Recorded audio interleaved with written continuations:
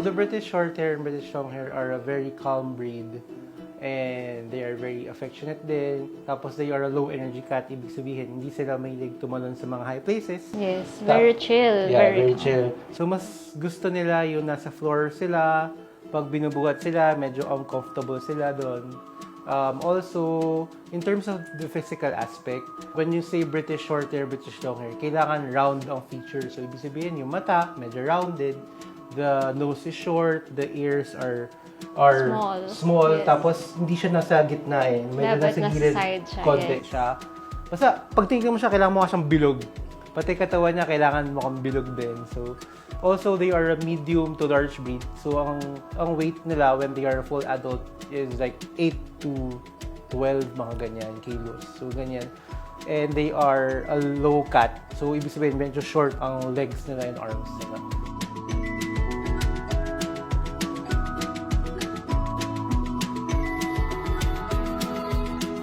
So the difference is of course, the length. So pag short hair, short, and long hair pag long. Yung quality of the coat naman, pag short hair, it's dense and plush. So ibig sabihin nun, kapag hinawakan mo, parang siyang buo-buo.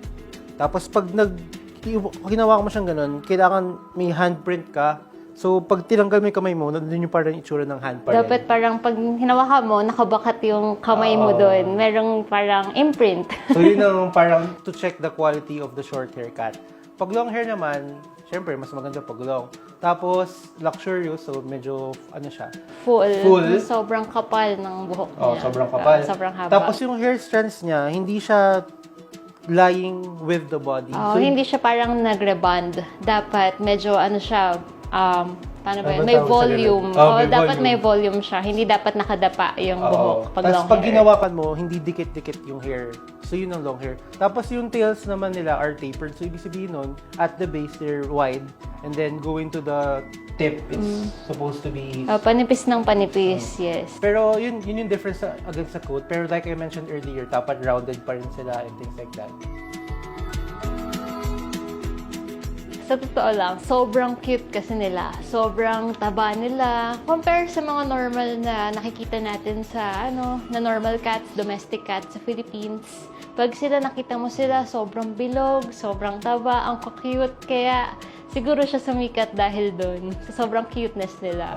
Tsaka cute din yung personality nila eh. Yes, Kasi, sobra. Ano sila, although even though na calm breed sila, pero curious pa rin sila. So paano yung curious? For example, yung matutulog sila, tapos papasok ka kasi yung kailangan gawin sa kwarto, ganun.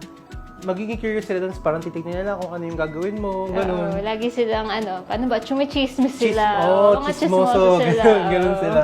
Also, yun po, very intelligent din sila. Like our first cat, si Yumi. Kapag tinawag ko yung name niya, lalapit siya. Kasi no fail, lalapit siya. So, they are also intelligent. Alam din talaga nila yung names nila. Minsan lang, wala silang pake. Parang, alam mo narinig ka kasi gagalawin yung tenga nila. Pero hindi sila titingin. Ganun. When you get the cat from us for any cat, you should be ready with their food bowl, with their litter box na may and cat. some toys. And some toys, yeah. So, bago siya makarating sa house mo, kailangan naka-ready niya lahat nun. Yung parang hindi ka pa lang doon bibili or i-discover kung anong kailangan ba niya. So, syempre yun, basic, like the litter nga and then the food.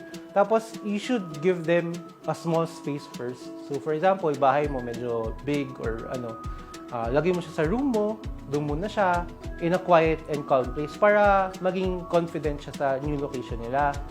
So, pag inopen mo na kasi yung house mo sa cat mo, biglaan, ma-overwhelm siya, so matatakot siya, and things like that. So, small space muna. Tapos, you have to observe kung ready na ba siya. So, paano malaman pag ready na siya? Kapag, kunyari, pinopono na yung door, gusto niya lumabas. Pag naglalaro-laro na Tapos, siya, confident. pag galing ka dun sa labas, titignan niya, ano bang meron doon. So, pag nakita mo yung mga galong mga instances, pwede mo na buksan yung pinto, tapos siya na bahala.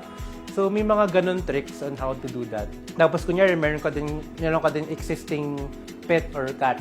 You have to introduce them slowly to each other. So, ibig sabihin, for example, you have a dog or whatever cat na meron ka, wag mo sila pagsamahin na thinking na okay na agad sila. Hindi siya ganun. So, parang meron proper introduction. Yeah, proper introduction. Which you can research about in the internet din naman.